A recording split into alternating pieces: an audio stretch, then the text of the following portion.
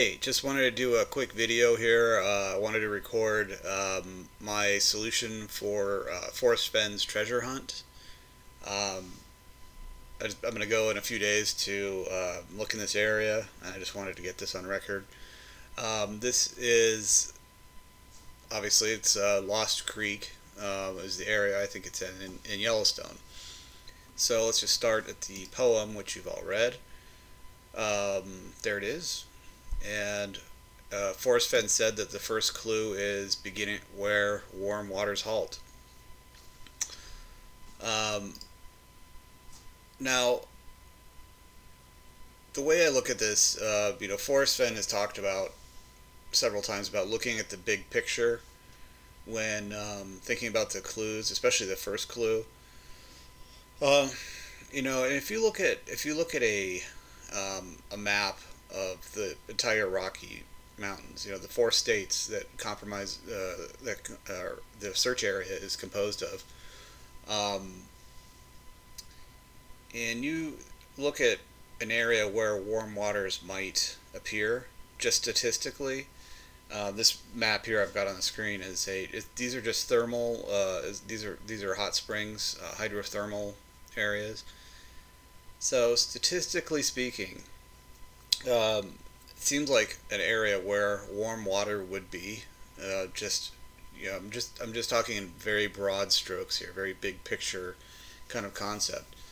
Would be the area with the highest geothermal activity is Yellowstone. I've got a circle here around, and you can see this concentrated area of geothermal activity.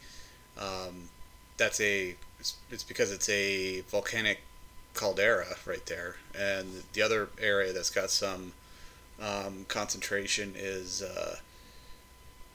Valles caldera, which is just west of Santa Fe. But Yellowstone's definitely got the highest concentration of thermal activity, and so just statistically speaking, I would say that area has got the highest likelihood of being an area where there is warm water. Um, and this may be one of the reasons why Forrest Fenn has said uh, about the little girl in India. Whether if she had just a poem and a map of the Rockies, that she couldn't get past the first two clues. But one of the reasons why she might be able to get the first two clues is just because she's looking at she would be looking at a map that's not at a very detailed level. It's a big picture map. So which leads me to believe that the where warm waters halt might be a large feature that you can identify on one single map of the Rockies. Um, so again, looking at very simplistic concepts here, I've gone down a lot of roads for where warm waters halt, what that might mean, metaphorically, and even smaller elements like hot springs, like everybody else looks at. But I keep coming back to one of the first things that crossed my mind when I read this poem is that everybody knows about the water cycle, and every kid learns about it in school, and it might be one of the reasons why Forrest Fenn said that kids may have an advantage in the search. So in the water cycle, the water, warm flowing water flows downhill, and it collects in ponds, lakes, oceans. But oceans are sort of out, in my opinion, for where warm waters halt because it's just outside of the search area. Ponds is a possibility, but they're very small and they wouldn't be easy to identify on a map. I'm thinking in large geographic terms here. So lakes is what I was thinking for where warm waters halt. It's a simple idea. Forrest Fenn has said that people are kind of, in my opinion, he said get back on the box where your thoughts flow more freely. I'm thinking he's basically telling us to simplify and to um, look at larger scale items, geographic features. So that leads me to Yellowstone Lake, which is, I'm not the first person to think of Yellowstone Lake as a place where warm waters halt. Um, Now the water in Yellowstone Lake isn't physically warm. I mean, it's actually as cold as any other lake, and it's the highest altitude lake in the Rockies that doesn't have a dam. I believe it's an undammed lake, but it's got hundreds of miles of shoreline. But I kind of think that Forrest Fenn was talking in very simplistic terms, where warm waters halt is um, where an area with warm waters, being all of Yellowstone, the water in that area collects or halts in Yellowstone Lake. So it's a place where warm waters halt in a very general sense. Uh, Again, I'm just looking at very sort of broad strokes for this first clue. Some things to consider here are some quotes by Forrest Fenn. He said that so many searchers are stomping on the ants while the elephants run by. Does this mean where warm waters halt is a large feature, but most searchers are mistakenly looking for something smaller like hot springs or river confluences? Um, he also said people tend to overcomplicate. Try to simplify if you can. That's good advice. He said on several occasions to look at the big picture.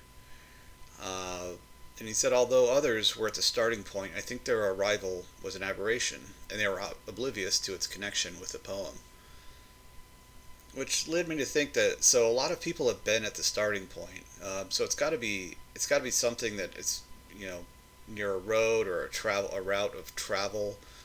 Think how many searchers have driven right past Yellowstone Lake on the way to their other solves. Where they think warm waters is. Maybe they were at where warm waters halt, and they just went right past it. He says the solve is difficult for many searchers because their minds think the clues are tougher to decrypt than they really are. Some say they're trying to think outside the box as if the solution lay somewhere out there. Until now, I've resisted telling them to get back in the box, where their thoughts are comfortable and flow more easily. So these are just some general quotes that sort of guided me towards thinking Yellowstone Lake was possibly the first clue. Something else that I came across, this may be just a tangent or just a stretch here, but doing some searching, I was originally looking for the line, so hear me all and listen good. And to me, that in the poem might indicate that there's some sort of sound phenomenon happening in one of the areas related to this poem. So I was just looking online at different natural sound phenomenon, like at natural amphitheaters and places like that. But it turns out Yellowstone Lake has a very well documented sound phenomenon called lake whispers. It's actually, they have recordings of it on the National Park Service website, and they have interviews with park rangers, and it's actually been documented back into the days of the trappers in that area, and there's Native American legends about it. Um, and then Forrest Fenn said that it seems logical to me that a deep thinking treasure searcher could use logic to determine an important clue to the location of the treasure. Is someone doing that now and I don't know it? It's not what they say in the blogs that may be significant, it's what they whisper.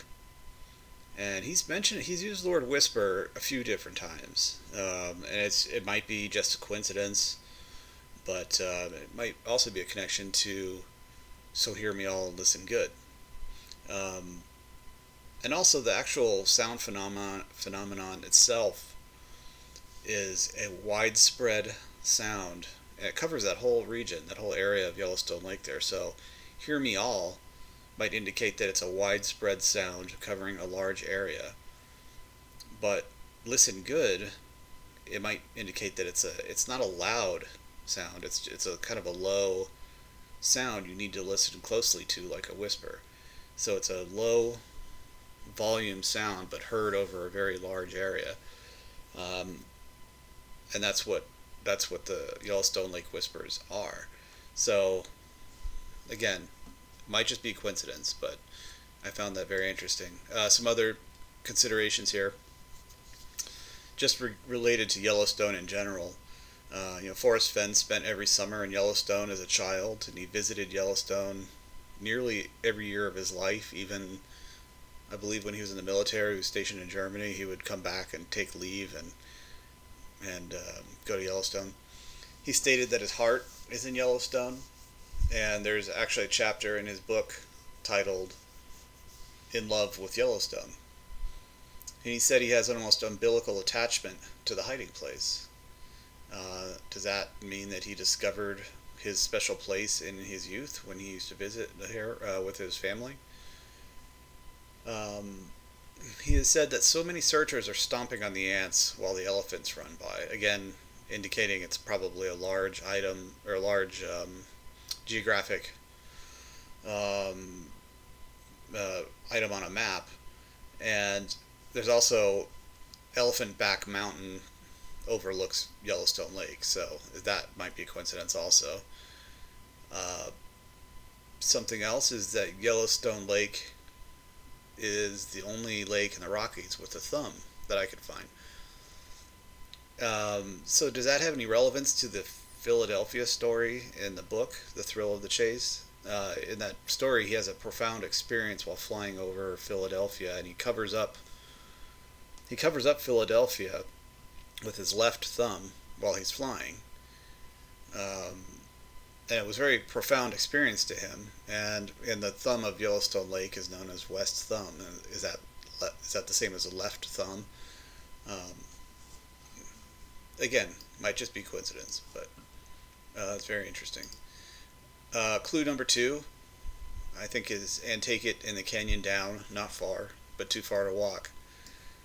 Well, Yellowstone Lake drains directly into the Grand Canyon of the Yellowstone, which is, again, a very large, well known geographic feature that if you are a little girl in India looking at a single map of the Rockies, you would definitely be able to see that on there.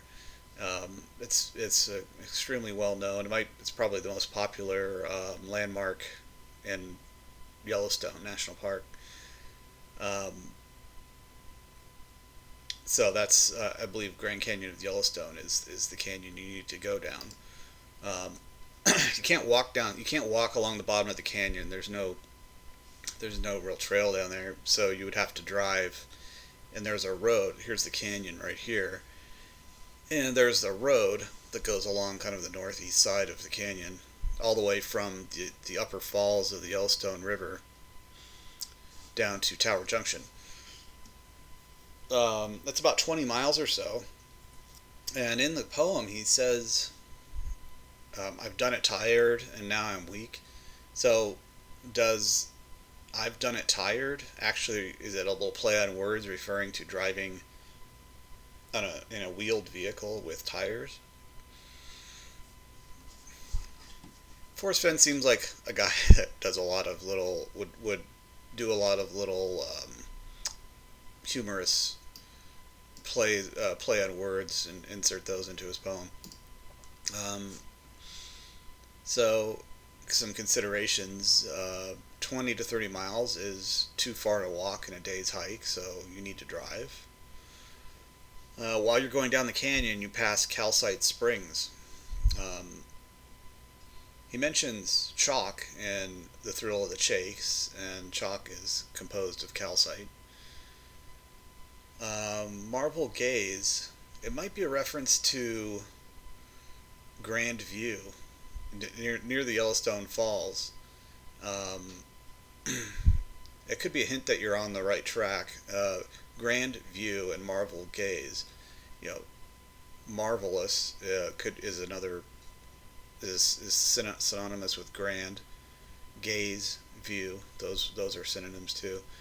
Um, yeah, so Grand View is right at, there's Grand View. This is the beginning of the Grand Canyon of the Yellowstones, right up here where the falls are. So I mean, did he put that in the poem as like a little indicator, like yes, you're on the right track? Hard to say. As is with everything in this poem, it's all up to interpretation. Um, okay, so clue number three is put in below the home of Brown, I believe, and this is the clue that seems to be the one that is the hardest to solve. Forrest Fenn has said that there are people who have figured out the first two clues and just gone right past the third. So um, this is a tricky one, and I think it's open to some abstract thinking. So my idea of what the home of Brown is Roosevelt Lodge. So when you come out of the Grand Canyon of the Yellowstone, one of the first landmarks you reach is on the left, and it's Roosevelt Lodge, and it's at Tower Junction. Let me go back to the map here. So if you're going down the canyon, actually you'd be driving. So you're driving down the canyon, and you come to you come out of the canyon, and one of the first areas you come to is it's on the left is Roosevelt Lodge, and like I said, it's about 20 miles or so from the top of the canyon. Um, Now, I don't think that Roosevelt Lodge is the home of Brown because it's painted brown or it's a brown color. I think it has to do with the word brown. Um, I think the word brown is the word that Forrest Fenn, he said that there's a word that is key in the poem that people should focus on. I think that's the word brown. Um, so there's an official name of a shade of brown called beaver, right? And the home of a beaver is a lodge. It's not a dam. The beavers actually live in a lodge. Um, and the word origin of the word beaver also means brown. So those words are very connected. They share the same etymology. Um, here's some screenshots I did for with the history and etymology for beaver. Um, and also the thing about beaver lodges is you enter them from below. So and the poem says to put in below the home of Brown. So beaver lodges have this little water tunnel that you enter in. Um, he's also mentioned in his book. He talked about castor oil, and the beavers in that the North American beaver scientific name is Castor canadensis. Um, and that like I said, the word "bee" and "brown" might be capitalized just to draw attention to it, just because that's a word that stands out in the poem. It's like a little indicator saying that you need to investigate this word. Forrest Fenn has said that it's important to look up words. He looks up words all the time, and words sometimes don't mean what you think they mean. They have different meanings. So I think that is why he capitalized B. Um, some other considerations here. Um, Now this one's hearsay, but I read that Diggin' Gypsy told her sister. She wrote, Forrest did tell my sister once, make sure you check out the lodge, referring to Roosevelt Lodge specifically. So that's hearsay, but does that mean Forrest? He has to know about that lodge. It was built in 1920. It's a major landmark in that area. The man that had the first lodge there before Roosevelt Lodge was built over it was a guy named Yancey. I don't remember his first name, but he was rumored to have buried a treasure around the Roosevelt Lodge area just before his death. I know he was involved with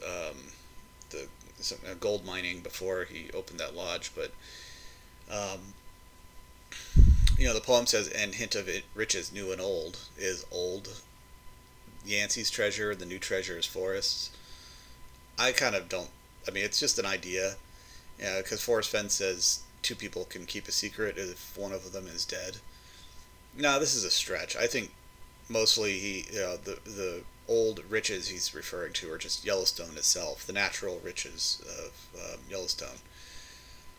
But something else is in the thrill of the chase. Right after he in the chapter Golden Moor, right after the poem, he mentions Gardner's Island, and Gardner, Montana, is the closest town to the search area. It's right outside of the north entrance of Yellowstone, right where you would enter to go to this to Tower Junction. Some people say that are convinced that none of the clues could be associated with structures. But what Forrest Fenn actually said, he said the treasure is not associated with any structure. And so somebody actually asked him, Mr. Fenn, when you said not associated with any structure, did that mean all 9 clues or just where the chest sits? And Forrest clarified. He said, yes, it means the treasure is not hidden in or about a structure. Google structure for more information. So he had the chance there to confirm that he meant all 9 clues, but he didn't. He said, no, it's just where the chest sits. Which seems to indicate that the clues themselves, like Home of Brown, can be associated with structures. But the physical treasure chest itself is not hidden in or about a structure.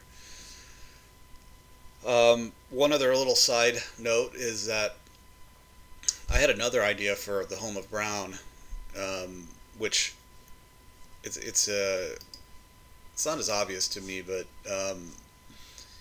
as you're going down, right about here on the map is as you're going down the Grand Canyon of Yellowstone. On your left here is a butte called Bumpus Butte, right? And here's a picture of it. Okay, so you're going down the canyon. Right here on the left is this big flat top brown butte. Now, I originally thought maybe Home of Brown. I thought Brown was capitalized because it was a name, like a nickname that Forrest gave some landmass or a feature or something along the way that is going to last. Like a geographic or geological feature that he nicknamed Brown. Now, this is a very prominent butte, brown color. It's made of basalt. Here's another picture of it. It's right above calcite springs. You've got all this white calcite chalk type material below it. Here's some more pictures of it. It is a brown geological feature on the left side of this canyon. Also, Bumpus Butte is, from what I could find, is the only named place on a map in Yellowstone with double B in the name, Bumpus Butte. Both capitalized words. So, if this is Home of Brown, it still leads you to the same place. Where I'm going with this is, I think Home of Brown is either Bumpus Butte or Roosevelt Lodge. I'm leaning towards Roosevelt Lodge. Okay. So clue number 4. From there, it's no place for the meek. For me, that is Lost Creek, which is right behind Roosevelt Lodge. Why Lost Creek? Well, the word lost, I mean, it's being lost isn't a place for a meek person. Meek generally means like undecisive or weak, but when you're lost, strength and decisiveness are necessary. So it's not a place. Being lost is not a place for a meek person. And other things to think about is, Forrest writes about getting lost with Donnie and the thrill of the chase. There's a whole little section on getting lost in his book. Looking into history a little bit, the famous Meek cutoff wagon train got lost in a winter storm, and a lot of pioneers died. It's a very famous story. There's been a movie made about it. So it's a connection with Meek and Lost. Then, and also something to think of is Roosevelt, Teddy Roosevelt, who this lodge was named after, wasn't a meek person. He was very gregarious, outgoing, bold kind of person. So that's something. Yeah, that may be a stretch, but something I thought about. All right, so Lost Creek. Clue number 5: the end is drawing ever nigh. Well, I think he's referring to the draw that. Well, first of all, Lost Creek is on the left as you're going down as you emerge from the Grand Canyon of Yellowstone. Roosevelt Lodge and Lost Creek are on the left, and left means, sorry, nigh means on the left side. Um, and I think the word draw, drawing nigh, I think he's talking about the word draw as um, a geographic, a geography term. Someone asked him, Mr. Fenn, is there any level of knowledge of U.S. history that's required to properly interpret the clues in your poem? He says, no, Steve R. The only requirement is that you figure out what the clues mean, but a comprehensive knowledge of geography might help. So he says there's no need for to know American history, which kind of rules out the meek cut off wagon train thing. But um, the the fact that this is a draw on the left as you come out of the canyon is very compelling. And actually, here's a picture of the view up Lost Creek Draw. Here's an illustration of what a draw is. Basically, it's a sort of like a mini canyon in between two spurs, and so you've got elevation on all three sides, um, and it's usually has has created through erosion from water flow, and it might be filled with loose rocks from erosion. So, I mean, this is definitely a draw behind Roosevelt Lodge, and Lost Creek flows right down it. This area is very interesting. That whole area. So here's the petrified tree parking lot. And this whole area in red here. So Lost Creek is like right in here, and actually I might be over here. This whole area in red is has petrified. It was used to be a whole petrified forest. This Specimen Ridge is down here, so all along the south side of Lamar Valley, all the way across the river over to the petrified tree area. There's a landmark there. Was all petrified wood. Well, not all, but there's a lot of petrified wood there. Excuse me, and a lot of it's been pilfered over the years, which is why they built a little fence around the petrified tree at this little landmark here where there's a parking lot. Now, the reason I'm bringing up petrified trees is because of the line, "If you are brave and in the wood." To me, that is a very kind of thing Forrest Fenn would do just by reading his book and watching his interviews. He seems like he would put a little play on words, like a little funny twist in there. So, yeah, I found this little comic here of a spooky. All these trees are scared because they're petrified. So petrified is like a play on being afraid, and so you have to be brave to go into a petrified forest, right? Here's a couple pictures that there's showing this petrified wood was found by right around Lost Lake. So this area has a lot of petrified wood around it, and this is actually referred to in some documentation from the Park Service as a petrified forest. This area here. Now there's a parking lot right here at the petrified tree, and it may be that that's where Forrest Fenn parked his car, because it's a very easy, fairly level walk. It's probably about a mile to where I think the treasure's hidden from this parking lot. So that's where I think clue number 5 is. I think that's what it's referring to. Clue number 6: there'll be no paddle up your creek. So the thing about Lost Creek, I think what he's talking about here is that there'll be no paddle up a creek, meaning you can't paddle up it.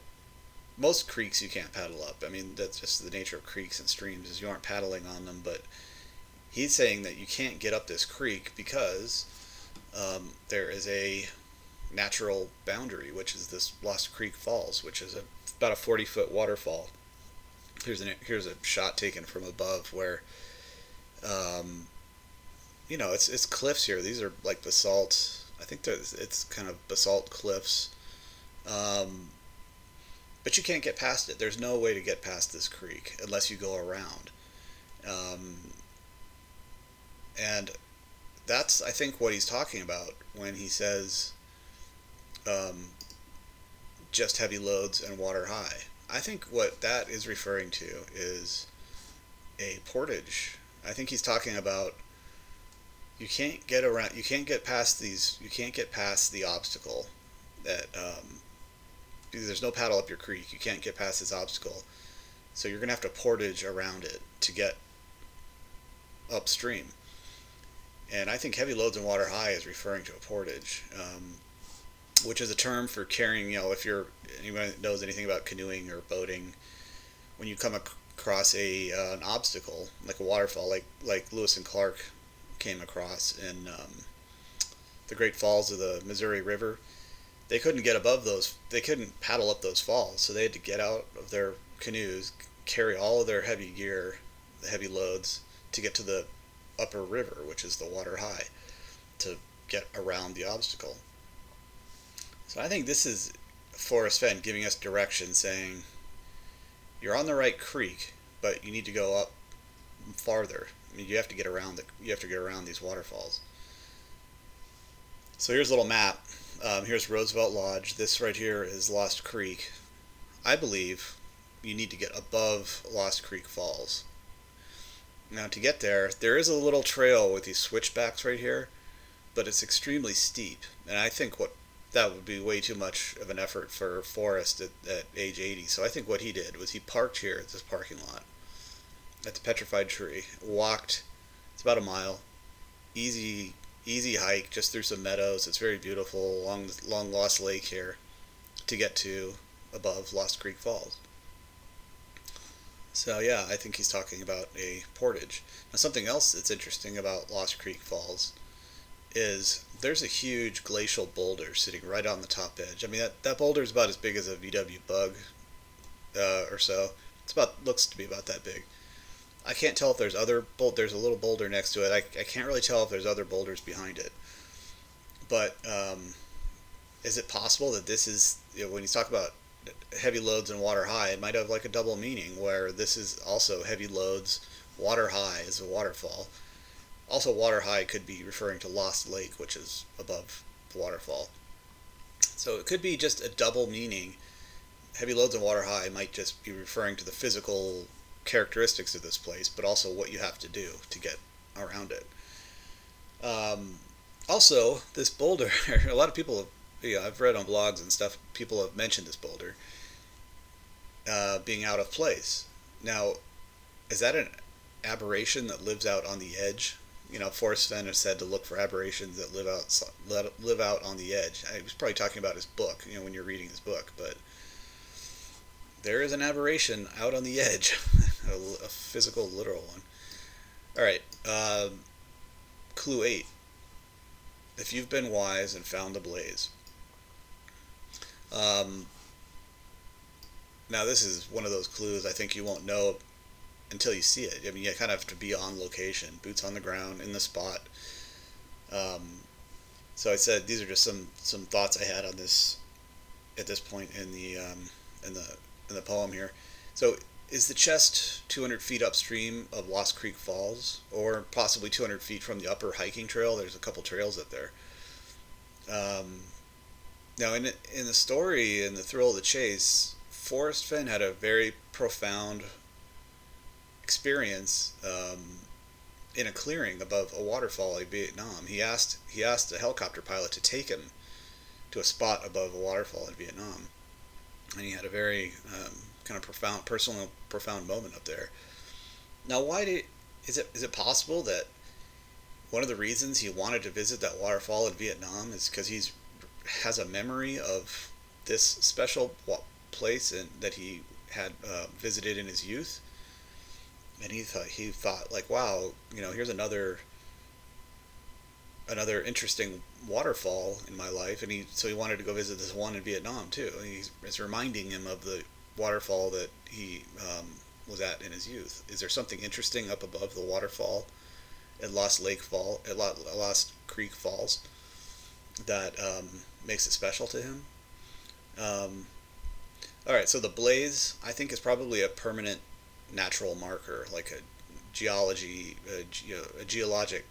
formation or a discoloration or a vein of quartz or something like that, and along that stone wall next to the canyon, it could be something like that. It's not carved in a tree or anything like that. I don't think it's probably geologic, or it's something he created. But I can't really imagine him defacing a natural stone wall or something like that to leave a mark. But it's anything's possible. Um, it could be the blaze could be a petrified log or wood. I mean, this whole area is covered with was covered with petrified wood. Um, and if you look at the petrified wood in that area, it's bright. A lot of it's just bright orange, and that could be why he called it the blaze. But it also ties into if you are brave and in the wood. I mean, did he put the chest inside of a or under a piece of petrified wood? He said, while it's not impossible to remove the blaze, it isn't feasible to try, which is indicative of a large immobile feature, which could be geological. Does the blaze maybe have a unique shape, like a Y or an owl, referring to the word wise? If you've been wise and found the blaze, it could be Y, a Y because of wise. Or, and you use the word wise because it looks like an owl, maybe. That owl one, it seems like it would be very open to interpretation, and you could easily just walk right by something like that. Um, Another word for wise is sage. Now, along all the tops of those ridge lines along Lost Creek are large sage fields, and he said that you'd be able to smell sage and pine from the spot. So you would definitely have those elements there. He also said you'd be able to see animals. Now that ridge at the top of the Lost Creek Falls overlooks Lamar Valley and Pleasant Valley, and there's tons of wildlife there. I mean, that area is known as the Serengeti of Yellowstone, just because it's so abundant in wildlife. And I think you'd be hard pressed to go to Yellowstone and not see any wildlife. So it's also possible that above the waterfalls there is like a depression where you could maybe there's like brook trout up there where those are wildlife. Maybe you're pretty much guaranteed to see some fish up there in the upper creek. Okay, clue number 9. Look quickly down your quest to cease. That's another one that we don't know exactly what's going on until you get there. So I think you find the blaze first and you look down, and I think it's located directly under the blaze or very close to it. The chest is possibly covered or slightly buried. Um, Maybe just in a hole. You might have it covered up with some petrified wood. He might have put it even in like a wooden crate, maybe.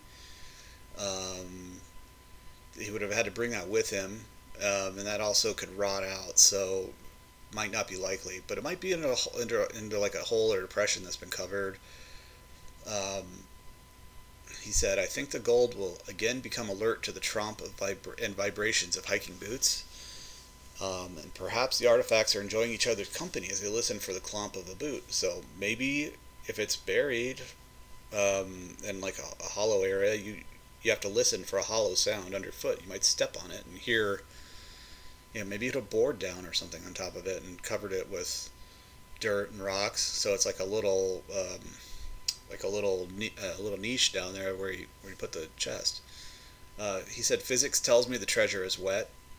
He also said, "I know the treasure is wet," and so that could be just due to condensation on the bronze chest, which is prone to condensation.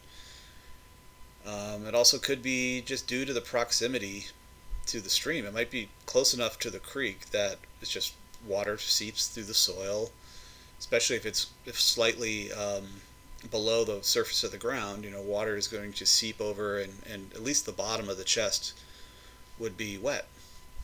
And Lost Creek flows to some degree all year long, so that is maybe why the treasure chest is wet. All right, some other things I found that were kind of interesting. And these are just some stuff I found on the blogs and just from doing research.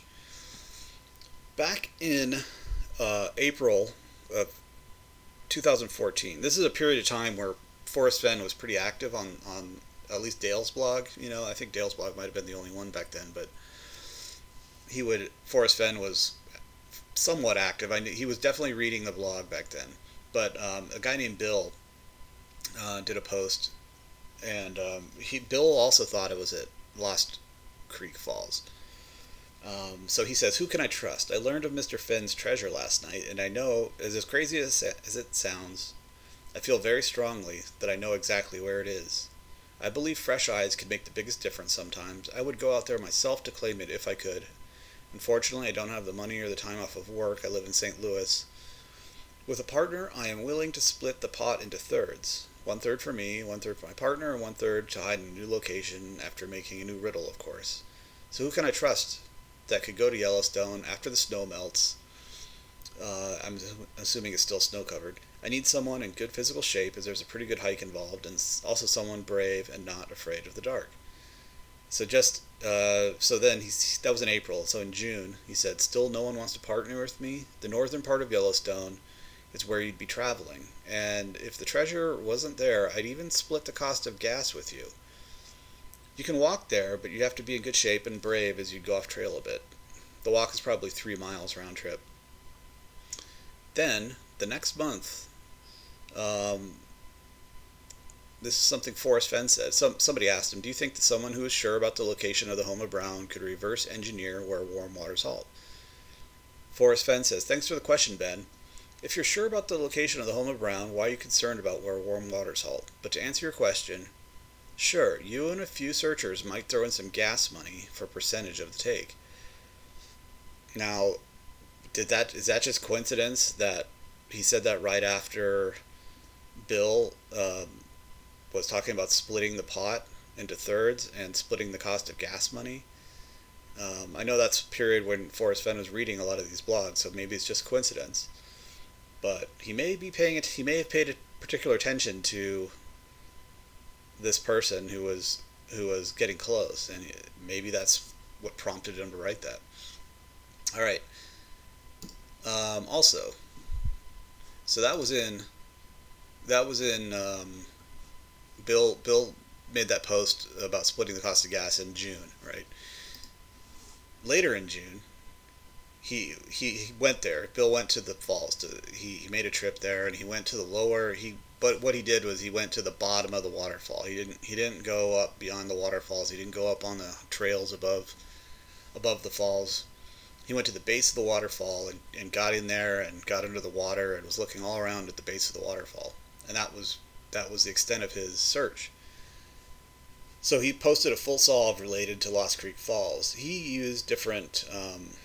I think he used Soda Butte as his where warm waters halt. He had different answers to the clues, but they kind of led him to this area, which is why Forrest also said that somebody got close, but it might have been an aberration. It might have been like a fluke kind of that this person ended up there. But anyway, so in his search, he went all the way up to the base of the waterfall. And most people stop back here on this picture where the end of the trail is, because the rest of the creek is filled with like debris and boulders and stuff. So you have to do some kind of scrambling to get back up to the base of the waterfall. But so what's interesting, right, is is when you walk stop at the end of the trail. Bill thought that you're less than 500 feet from the falls. Now, for my measurements, it's closer to around 300 feet. It might be 400 feet, but it's but what Bill did was he didn't just stop here where most people stop. He went all the way up to the base of the waterfalls.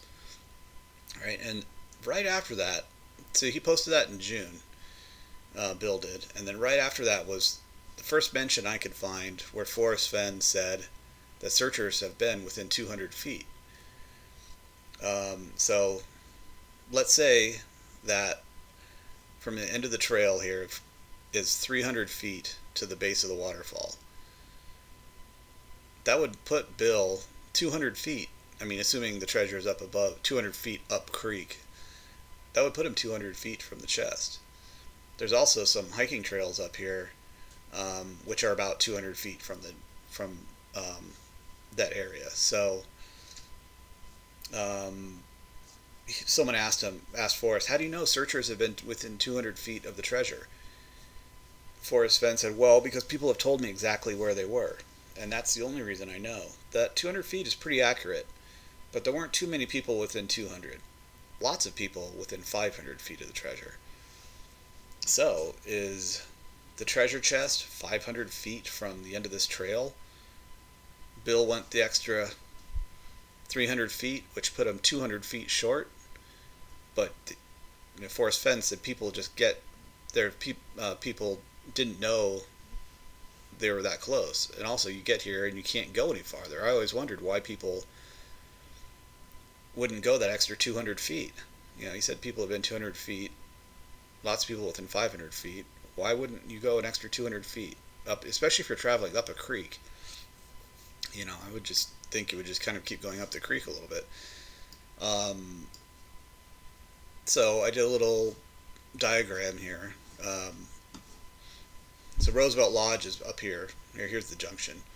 So you walk up Lost Creek Trail, which ends right here. Is the end of Lost. This should say Lost Creek Trail, right? That says Lost Lake Trail. So that's right here. Here's where the picture is of it. And I think it's about 300 feet from there to the falls. Might be 400 feet. It's just hard to tell looking at some of these maps, but so here's the waterfall, Lost Creek Falls. Now the location 2 is where I think the treasure is right up here. So that would put you, if you were standing at the bottom of the Lost Creek Falls, you would be about 200 feet away. But also there's a ridge right here, right, above where you might have a nice view of the falls. So it's possible that 200 feet, location 1 here is kind of perpendicular to the falls up on this ridge, and that location is 500 feet from this trail. It's a fairly popular hiking trail, and also 500 feet from the end of Lost Creek Falls Trail. So this whole area right here seems very interesting to me. I don't think it's over on this side, on the southeast side, because there's this trail continues over here, and I don't think it's over there because people would be, if it's like right over here, people would be much closer than 200 feet or even 500 feet. So I believe that one of the reasons it might be along this creek right here is because he said the chest is wet, and it's also above a waterfall, and we know that that maybe one of the clues or the hints in the book that he mentioned it's not. I mean, it's a huge hint. If it's a hint that the story about the waterfall in Vietnam might be just a gigantic hint about what kind of place to look for here. Another huge hint would be the story about getting lost with Donnie. I mean, those might be, he said there are subtle hints in the book. I mean, those would be not too subtle, but maybe that's what he's thinking. The hints are just these stories. Here's a little picture of the footbridge that you have to go across. So basically, I'm thinking you park at Petrified Tree parking lot.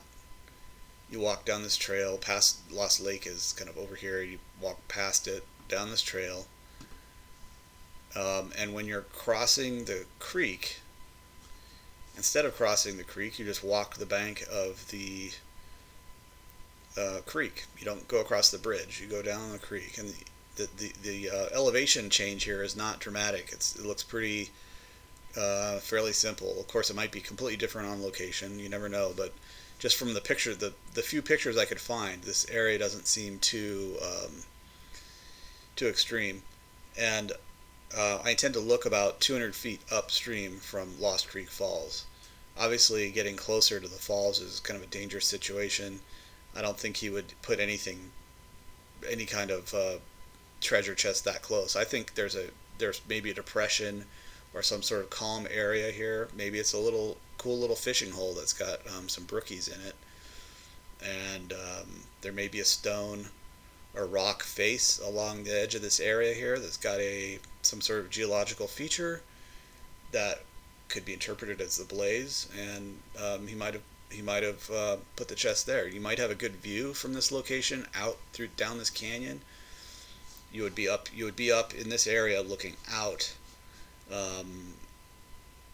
down into Lamar Valley and Paradise Valley. I think you can actually even see Beartooth Mountains from up here on this ridge, and he's talked about the teeth of the Rockies. A lot of little things kind of happening in this area. So I intend to go take a look at both of these locations. I'm leaning towards the location 2 though. So that's pretty much my solve, and I wanted to just get it on record before I make this trip out to take a look. I'm planning on doing a follow-up video, just kind of with some video footage and maybe some stills of this area. I'm sure I'll be one of the thousands of people that did not find the treasure chest, but you never know until you go look. Oh, here's a picture of the chest. I think the one on the right is not as he removed some of those items, but he said I knew exactly where to hide the chest, so it'd be difficult to find, but not impossible.